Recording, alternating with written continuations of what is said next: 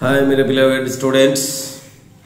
आज के क्लासটা জিকে না ম্যাথমেটিক্সে बताना बहुत मुश्किल की बात है यार। আমি ভাবতেই পারছি না এই ক্লাসটার নাম জিকে দেব না ম্যাথমেটিক্স দেব। পরীক্ষায় যে ম্যাথমেটিক্সগুলো থাকে সেই ম্যাথমেটিক্সগুলো মাঝে মাঝে অনেকে বলে ম্যাথমেটিক্স। আমি বলবো ম্যাথমেটিক্সটা কিন্তু চাকরি পরীক্ষা বা বিভিন্ন পরীক্ষায় যারা জানে ম্যাথমেটিক্স তাদের কিন্তু এই পরীক্ষার অঙ্কগুলোকে ম্যাথ বলাই ভুল হবে। এটা জাস্ট একটা গল্প। তো আমরা আজকের যে ম্যাথমেটিক্স তার নাম দেব হচ্ছে ম্যাথ যখন জিকে আবার জিকে যখন ম্যাথস। আসলে এখন আমাদের কাজ হচ্ছে কন্টিনিউয়াস প্র্যাকটিস করা। যদি অঙ্কের পরীক্ষায় দেখা যাচ্ছে 30টা ম্যাথমেটিক্স এসছে, এই 30টার মধ্যে যদি আমি 15টা সেকেন্ডের মধ্যে নামিয়ে দিতে পারি তাহলে কেন নামাবো না? আর তার জন্যই আজকে আমার প্রয়াস। কামান ফাইট। প্রথম যে আমাদের ম্যাথমেটিক্সটা আছে আমরা চলে যাব। আচ্ছা, তার আগে আমি সবাইকে বলবো একটু স্ক্রিনশট করে নিতে। যে অঙ্কগুলো রয়েছে আমি 1 থেকে 12 পর্যন্ত প্রথমে স্ক্রিনশট করে নাও। ওকে, 1 2 3, very good. In the same way 12 থেকে শুরু করে অর্থাৎ 13 থেকে শুরু করে 20 পর্যন্ত অর্থাৎ 13 থেকে শুরু করে প্রত্যেকে স্ক্রিনশট করে নিলে ভেরি গুড। তাহলে কি আছে, অঙ্কটা কালেকশনে থাকলো। আফটার দ্যাট আমি চলে যাচ্ছি আজকের প্রবলেমে। আজকের প্রবলেমের প্রথম যে অঙ্কটা আছে সেটা হচ্ছে 1 থেকে 100 পর্যন্ত মোট কতগুলি মৌলিক সংখ্যা আছে। ব্যাস, বারবার পরীক্ষার হলে গিয়ে আমি মৌলিক সংখ্যা প্রথমে 2, তারপরে 3, তারপরে 5 এইভাবে বের করতে গিয়ে আমি পাগল হয়ে যাব। সুতরাং আমি বলবো এটা মুখস্থ করে রাখতে হবে। কত না 25টি। তাহলে 1 থেকে 100 পর্যন্ত কতগুলো মৌলিক সংখ্যা আছে? 25টি। কত বললাম? 25টি। একটা সবুজ দিয়ে লিখে দেই, কত হলো? 25টি। চলে যাব আমরা নেক্সট প্রবলেমে।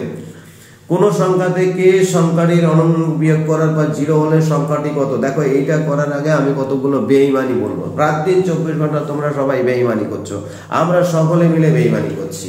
যখন ধরো কিভাবে বেঈমানিটা হচ্ছে, কাম টু দা পয়েন্ট। আমি যদি একটা x লিখি, এই x এর সঙ্গে আমরা 4খানা বেঈমানি করছি।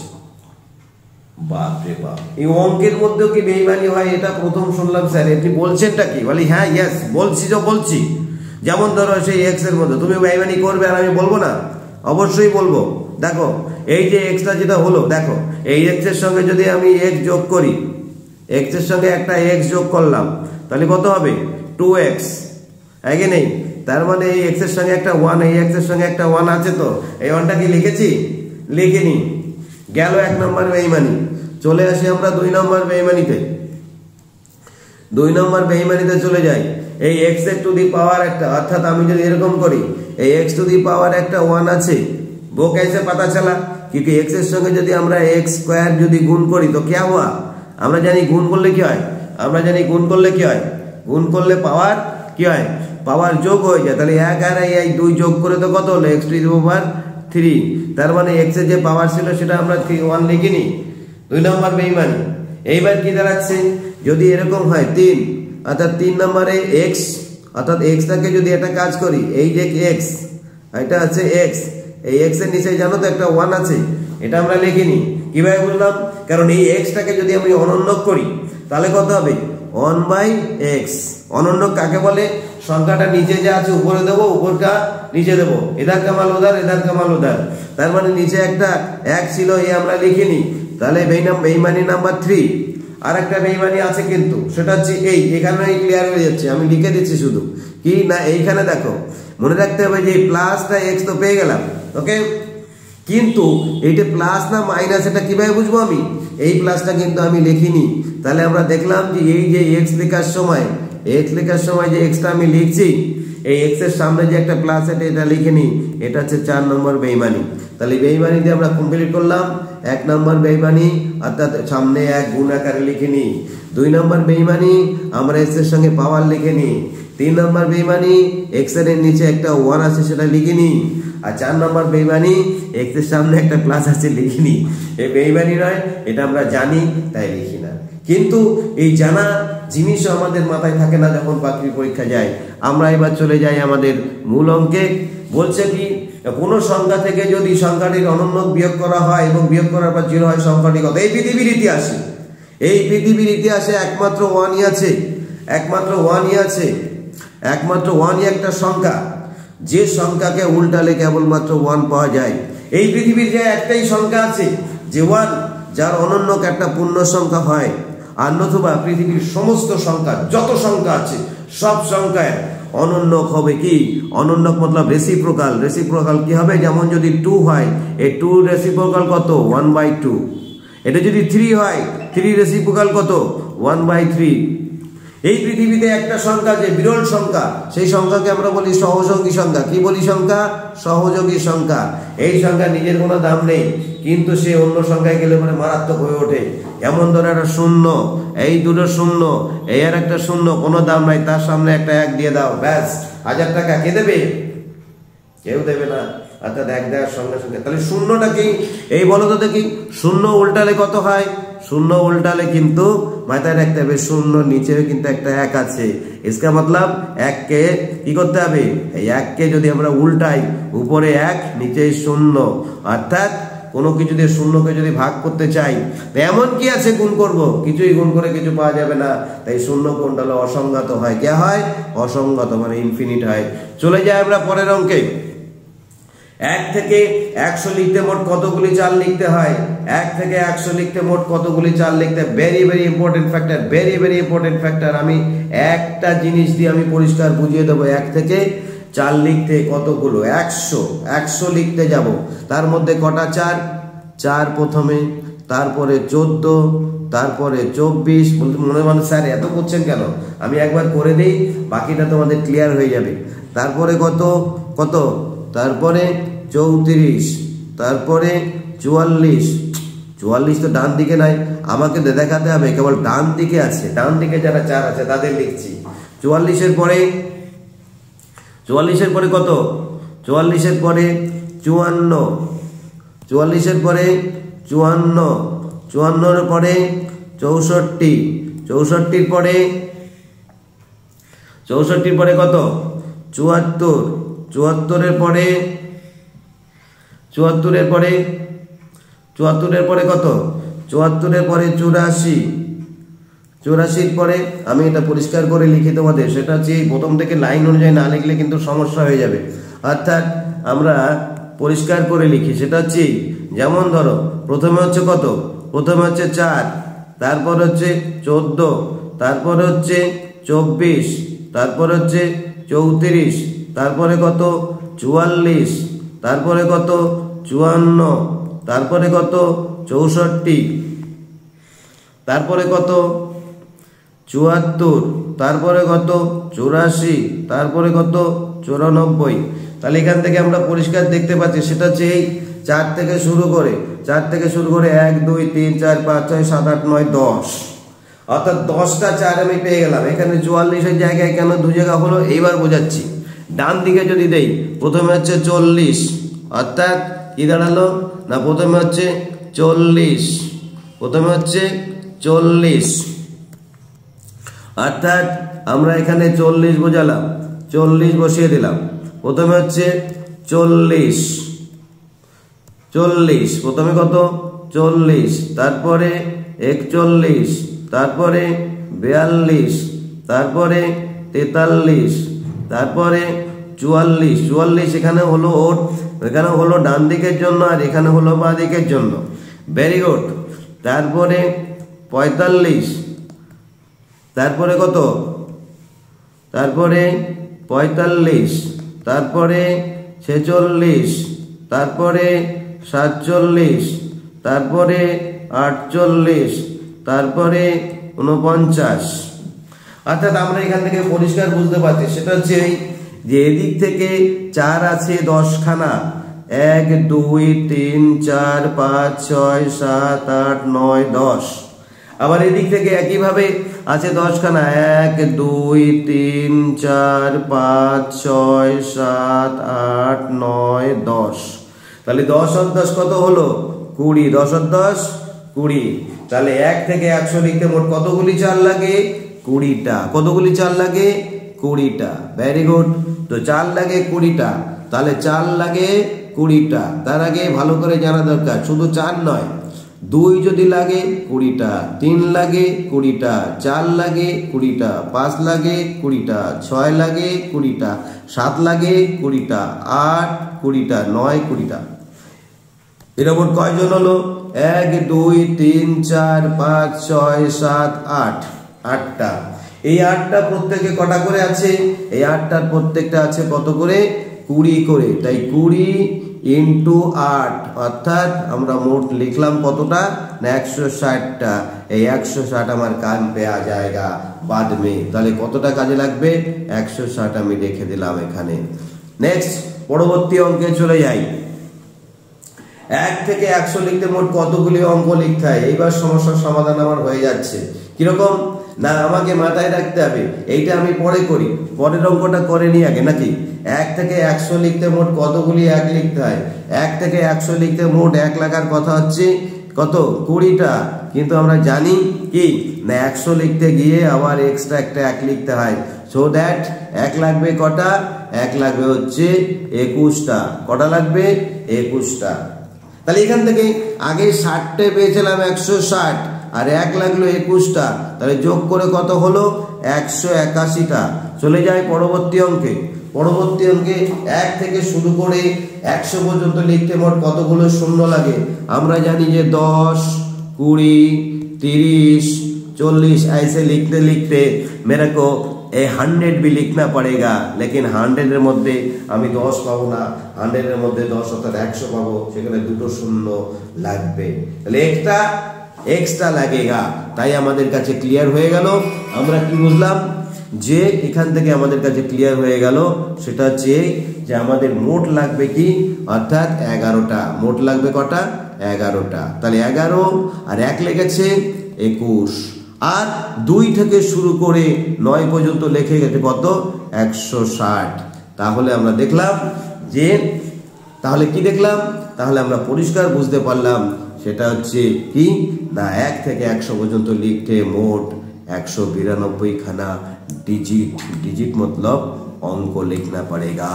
এটা একটা ভাইটাল কোশ্চেন এবং ভাইটাল কোশ্চেন মানে জিকে। জিকে মানে মুখস্থ করে ফেললাম। পরে যাই আমরা নেক্সট অঙ্কে। প্রথম মৌলিক সংখ্যা কত? প্রথম মৌলিক সংখ্যা 1 নাকি? মৌলিক সংখ্যা তাকেই বলি যার ছেলে হোক মেয়ে হোক দুটি সন্তান যথেষ্ট। যেমন 2 মৌলিকের দুটো সন্তান আছে, একটা 1 আর একটা হচ্ছে 2। সন্তান মানে কি? সন্তান মানে কি? উৎপাদক। উৎপাদক। উৎপাদক। সন্তান মানে উৎপাদক। তাহলে আমরা বুঝলাম মৌলিক সংখ্যা প্রথমটাকে 2। প্রথম মৌলিক সংখ্যা কত? 2। জোরসে বড় করে লিখলাম 2। চলে যাই পরবর্তী কোশ্চেন। একটি যুগ্ম অথচ মৌলিক সংখ্যা লেখো। একটি যুগ্ম অথচ মৌলিক সংখ্যা। উত্তর সেকেন্ডের মধ্যে লিখলাম 2। এই পৃথিবীর ইতিহাসে রনে বনে জঙ্গলে যেখানেই যাও 2টা দেখে নাও। অর্থাৎ 2 একটা সংখ্যা যে কিন্তু কি যে কিন্তু যুগ্ম। যুগ্ম মানে জোড়। যুগ্ম মানে জোড়।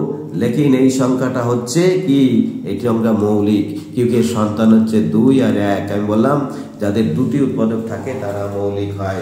চলে যাই আমরা পরবর্তী কোশ্চেন। প্রথম অযুগ্ম সংখ্যা যৌগিক সংখ্যা। দেখো অযুগ্ম আমরা জানি 1 3 5 7 9, কিন্তু দেখো 1 তো হবেই না, 2 তো কিছু বলার নেই, ওটা জোড় সংখ্যা। তাহলে 3 5 7 এরা কেউই কিন্তু যৌগিক নয়, কিউকি যৌগিক হওয়ার জন্য তার একটা সন্তান বেশি হতে হবে। যেমন ধরো তোমার সামনে আমি যেটা বলছি সেটা হচ্ছে 9। এই 9 এর মধ্যে 1 যাবে, 9 এর মধ্যে 9 যাবে আর 9 এর মধ্যে 3 যাবে।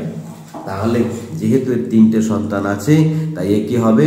এ হবে যৌগিক। যৌগিক। ব্যাস। চলে যাই আমরা পরবর্তী কোশ্চেনে। আমরা পরবর্তী কোশ্চেনে যাচ্ছি। 2 অঙ্কের বৃহত্তম মৌলিক সংখ্যা কোনটি? কিচ্ছু নয়, মুখস্থ করো। কিচ্ছু নয়, মুখস্থ করো। 97। বাকি ব্যাখ্যা পরে দেওয়া হবে। নেক্সট চলে যাই আমরা পরবর্তী আলোচনায়। একটি অযুগ্ম সংখ্যার বর্গকে 8 দিয়ে ভাগ করলে ভাগশেষ কত থাকবে? অযুগ্ম সংখ্যা যদি 1 হয় তো 1 লাস্টে 1 এমনি থাকবে। তাহলে অযুগ্ম সংখ্যা পরবর্তী অযুগ্ম সংখ্যা কত? 3। এর স্কয়ার কত? 9। আর 9 কে যদি আমরা 8 দিয়ে ভাগ করি তো অবশেষে 1ই থাকবে। সুতরাং উত্তর হবে 1। উত্তর কত হবে? 1। উত্তর কত? 1। উত্তর কত? 1। তাহলে আমরা বুঝতে পারলাম কিভাবে আমাদের উত্তরগুলো কমপ্লিট করতে হচ্ছে। নেক্সট আমরা চলে যাই। একটি সংখ্যা উহার অনন্যকে যোগফল 2 হইলে উহাদের পার্থক্য কত? এই সেই একই জিনিস। একটি সংখ্যা ও অনন্যকে যোগফল। আরে অনন্যকে যোগফল 2 মানে কি? পূর্ণ সংখ্যা। আমি তো আগেই বলেছি এই পৃথিবীর কেবলমাত্র 1 আছে, যাকে উল্টালে 1 পাওয়া যায়, আর এই 2টা যোগ করে 2 পাওয়া যায়। তাহলে আমরা পরিষ্কার বুঝতে পারছি যে সংখ্যা অবশ্যই 1, তাহলে তার অনন্য 1। তাহলে দুটোর পার্থক্য কত? 0। ওই অঙ্কটাকেই ঘুরিয়ে বলা, ওই যে বললাম মুখস্থ করতে হবে, আর মুখস্থ করলে পরে তোমরা এই অঙ্কগুলো ফলে এমনি করে যাবে। একটি বর্গক্ষেত্রের অন্তর্বৃত্ত বহির্বৃত্তের ক্ষেত্রফলের অনুপাত কত? ভেরি ভেরি ইম্পর্টেন্ট অঙ্ক। মনে রাখতে হবে কি না, মনে রাখতে হবে বর্গক্ষেত্রের, দেখা যাচ্ছে একটি বর্গক্ষেত্র, তো এই বর্গক্ষেত্রের ক্ষেত্রে অন্তর্বৃত্ত বহির্বৃত্ত, এই অন্তর্বৃত্ত বহির্বৃত্ত দুটো আমার মাথায় রাখতে হবে, যে একটা আছে অন্তর্বৃত্ত আর একটা আছে বহির্বৃত্ত। পাইলে তো বর্গক্ষেত্র কোনা চাই না, আমি এটা বর্গক্ষেত্রের মধ্যে চলে যাই। প্রথমে বর্গক্ষেত্র যাই, একটা বর্গক্ষেত্র ধরো, এই একটা বর্গক্ষেত্র, এই একটা বর্গক্ষেত্র, এই বর্গক্ষেত্রে দুটো বৃত্ত, একটা আছে অন্তর্বৃত্ত আর একটা বহির্বৃত্ত। উত্তর আমরা 1 সেকেন্ডের মধ্যে তোমাদের বলে দিচ্ছি, কি না 1:2। অর্থাৎ আমি বলি মুখস্থ যদি করে রাখতে পারো যে বর্গক্ষেত্রের অন্তর্বৃত্তটা বহির্বৃত্তের হাফ, অথবা বহির্বৃত্ত অর্থাৎ বাইরে যে বৃত্ত আছে, বাইরে যে বৃত্ত থাকে সেটাকে, না বাইরে যে বৃত্ত থাকে এইটাকে বলবো বাহির্বৃত্ত। আর অন্তরে যে বৃত্ত, মানে অন্তর মানে তার হৃদয়ে নয়, অন্তর মানে তার ভিতরে। এই ভিতরে যে বৃত্তটা আছে সেটা কি? তাই ভিতরে যে বৃত্তটা আছে সেটা হচ্ছে, এইটা হচ্ছে ভিতরের বৃত্ত, এইটা হচ্ছে ভিতরের বৃত্ত, এইটা হচ্ছে ভিতরের বৃত্ত। তাহলে এই দুটো বৃত্তের মধ্যে আমরা ডিফারেন্স কত পেলাম? এই দুটো বৃত্তের মধ্যে ডিফারেন্সটা কি? 1:2 অনুপাত। একটু প্রমাণ করে দিই আমি, তাকে নাকি একটু প্রমাণ করে যাওয়া দরকার। কিভাবে প্রমাণ করব আমি এখান থেকে দেখিয়ে দিচ্ছি কিভাবে। না দেখো, সেটা হচ্ছে এই যে বৃত্তটি আছে, এই বৃত্তটির ব্যাস যদি আমরা ধরি এই, আর এই যে বাইরে যে বৃত্তটা আছে তার ব্যাস কত হবে? কারণ এইটা যদি এ হয় তার এই বাহুটাই এই বাহুটাই, অর্থাৎ বর্গক্ষেত্রের প্রত্যেকটা বাহু যদি আমরা এ ধরি, তাহলে তার কর্ণের দৈর্ঘ্য কত? কর্ণের দৈর্ঘ্য জানি আমরা a√2। Very good. আর ক্ষেত্রফল মানে কি? যদি তার ডাইমেনশনস x হয় তাহলে ক্ষেত্রফলটা x²। যদি তার এর ক্ষেত্রফলের অনুপাতে কিচ্ছু করার দরকার নেই, আমার অন্তর্বৃত্ত এর স্কয়ার, আর বহির্বৃত্তটা কি না a√2 স্কয়ার। স্কয়ার কেন? क्योंकि সে যদি তাহার ক্ষেত্রফল মানেই হচ্ছে বর্গ, বর্গ মানে তার স্কয়ার। তাহলে স্কয়ার যদি হয় তাহলে কি হচ্ছে a.2, এ যদি কেটে দেয় স্কয়ার হয়ে গেল, তাই তো? এ যদি কেটে দেয় তাহলে 1:2। তাহলে আমরা পরিষ্কার বুঝতে পারছি। মনে রাখার সুবিধার জন্য একবারই মনে রেখে দেবে যে বহির্বৃত্ত অন্তর্বৃত্ত, বহির্বৃত্ত নিশ্চয়ই বড় হবে, অন্তর্বৃত্ত ছোট হবে। তাহলে বহির্বৃত্ত এবং অন্তর্বৃত্তের অনুপাত সবসময় হচ্ছে 1:2। চলে যাই আমরা পরবর্তী অঙ্কে। অপেক্ষা 5 অপেক্ষা ছোট সমস্ত পূর্ণ সংখ্যাগুলিকে নিয়ে কেবলমাত্র একবার ব্যবহার করে 4 অঙ্কের যে ক্ষুদ্রতম সংখ্যা গঠন করা যায়। 5-এর থেকে ছোট কে কে আছে? 5-এর থেকে ছোট কে কে আছে? 1, বুঝতে পারলে 0। তাহলে আমরা যাই, প্রথমে 0, তারপরে 1, তারপরে 2, তারপরে 3, তারপরে 4। কিন্তু আমাকে গঠন করতে হবে ক্ষুদ্রতম সংখ্যা। তাহলে ক্ষুদ্রতম সংখ্যা মানে কি? এই সংখ্যাটা হলে পরে খুব ভালো হতো না, কিন্তু তো 4 অঙ্কেরই হবে না, কারণ এটা 3 অঙ্কের হবে। প্রথমে 0 তো কোনো ভ্যালু নেই, তাই আমাকে প্রথমে 0 দিয়ে শুরু করা যাবে না। তাহলে প্রথমে আমি কি করব? প্রথমে 1 নেব, তারপরে সযুগপদের সঙ্গে সঙ্গে 0 নেব, তারপরে কি 2 নেব, তারপরে 3 নেব। তাহলে কোনটা হচ্ছে উত্তর? এইটা। ব্যাস, তাহলে উত্তর কোনটা? এইটা। ওকে ফাইসালা। চলে যাচ্ছি আমরা পরবর্তী প্রশ্ন, পরবর্তী জিকেই বটে। দেখো একটা সরলরেখা বলছে, সমরেখ 4টি বিন্দু দিয়েই যাবে এমন সরলরেখার সংখ্যা। আরে সমরেখ মানেই তো একটা রেখা, সমরেখ মানেই হচ্ছে একটা রেখা। তাহলে সমরেখ একটা যদি হয় তাহলে একটা সমরেখা এঁকে দিই, ধরো একটা রেখা। ওকে, এর মধ্যে 4টি বিন্দু হতে পারে। এই একটা বিন্দু, শেষে তো দুটো বিন্দু থাকবেই, নাও থাকতে পারে, 1, 2, 3, 4, 5, 6, 12, 14টা যাই হোক না কেন, 4টে যে কোনো একটা বিন্দু, তার মানে কত সরলরেখা হবে? অবশ্যই একটা সরলরেখা হবে। ব্যাস, তাহলে হোক একটা সরলরেখা। উত্তর কত হবে? একটা, অর্থাৎ উত্তর হচ্ছে একটা সরলরেখা। ব্যাস, চলে যাই আমরা পরবর্তী প্রবলেমে। অর্থাৎ 1, 2, 3 অঙ্কগুলি দিয়ে গঠিত বৃহত্তম জোড় ও বিজোড় সংখ্যার যোগফল। বৃহত্তম মানে কি? এবার যোগফল। বৃহত্তম মানে কি? বৃহত্তম মানে হচ্ছে অবশ্যই প্রথমে 3 দিতে হবে। আর এর মধ্যে 3 যদি দিয়ে দিই, একটা জোড় আছে একটা বিজোড় আছে, তাহলে একটা সংখ্যা হবে 1 2 আর একটা সংখ্যা হবে 2 1, ব্যাস। তাহলে 6 3 3, বুঝলি কিনা বলো? আমাকে মাথায় রাখতে হবে এটা বড় সংখ্যা, বড় মানে সবচেয়ে যে বড় তাকে আগে রাখতে হবে। তাহলে আর একটা আছে জোড় আর একটা বিজোড়, তাহলে জোড় সংখ্যা বলে লাস্টের জোড়, বিজোড় সংখ্যা বলে লাস্টের জোড়, দুটো যোগ করলাম, তাহলে উত্তর কত হতো? 6 3 3। চলে যাই আমরা নেক্সট প্রবলেমে। একে ঘরে 3 আছে এমন 2 অঙ্ক বিশিষ্ট মৌলিক সংখ্যা কয়টি?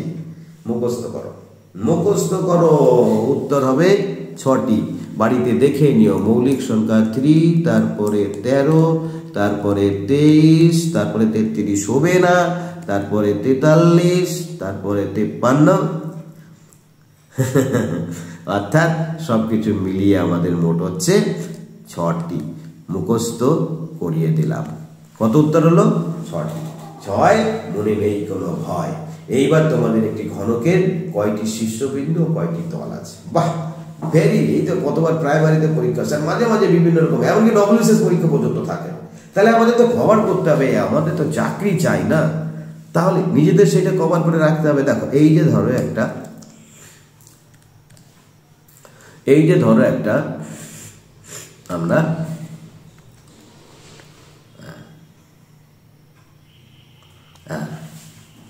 ঠিক একইভাবে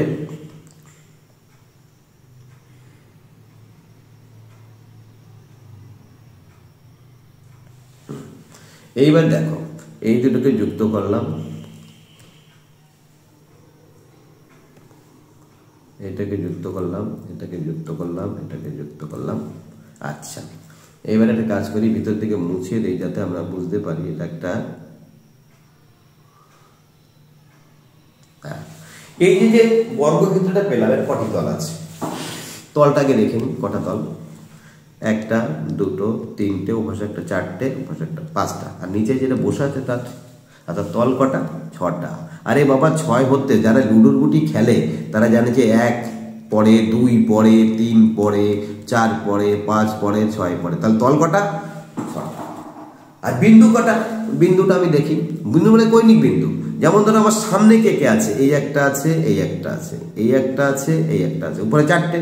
তো উপরে যদি 4টে, নিচেও 4টে হবে, তো নিচে তো স্যার দেখা যাচ্ছে 3টে, তো ওইদিকে থেকে গোকুলে একটা আছে, এখানে ছিল না একটা, তাহলে মোট হচ্ছে 8টা। তাহলে 8টা এবং 6টা কত? শীর্ষবিন্দু হচ্ছে 8টা, তল হচ্ছে 6টা। উত্তর এইটাই, বাস। তাহলে উত্তর এইটা। চলে যাই আমরা পরবর্তী প্রশ্নে। এত এবং এত সংখ্যা দুটির বর্গের বিয়োগফল কত? বাহ, একটা উদাহরণ দিই। 3 বর্গ না, 5 বর্গ কত? 5 বর্গ কত? 25। আর 4 বর্গ কত? পরপর দুটি সংখ্যা 16। আচ্ছা, এদের ডিফারেন্স কত? 9। আর এদের যোগফল কত? 9। তাহলে একদিকে যোগ করব আর একদিকে দুজনকে বিয়োগ করব, দোনোই মিল যায়গা।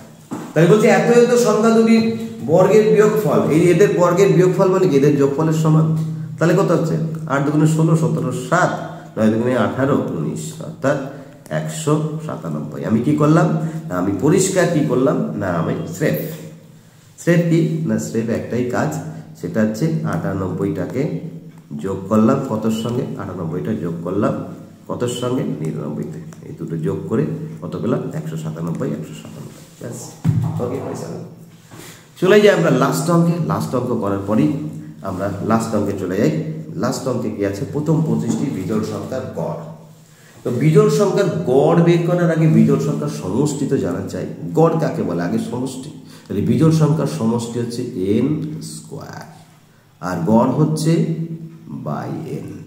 এইটা যদি কেটে যায় পড়ে থাকলো n, তাহলে বিজোড় সংখ্যা 25টির গড় n যদি হয়, যে কটা সংখ্যা সেই তার গড়। তাহলে 25 যদি হয় তো 25, 1 যদি হয় তো 1, 10 হলে 10, আর n হলে n।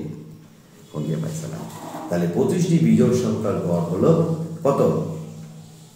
25। সবাই সাবস্ক্রাইব করে রাখো। এরপরে আরো চমক রয়েছে। আমি জিওমেট্রির উপর অসাধারণ কিছু অঙ্ক দেবো, যা একটা স্টুডেন্টের কাছে মনে হবে অঙ্কটা শুধু খেলা খেলা আর খেলা। আরে বাবা, পৃথিবীতে রাইফেল থেকে শুরু করে পাবজি থেকে শুরু করে ভেরিয়াস টাইপের গেম থেকে ম্যাথমেটিক্সের মতো এত সুন্দর গেম বলাই পৃথিবীতে আর কিছু নেই। সবাই সাবস্ক্রাইব করো, আমি আবার বড় করে লিখছি, সাবস্ক্রাইব করে রেখে দাও। অনেক কাজে নেবে, অনেক কাজে দেবে। সারা জীবন চাকরি পেতে গিয়ে দীনেশ ঠাকুরের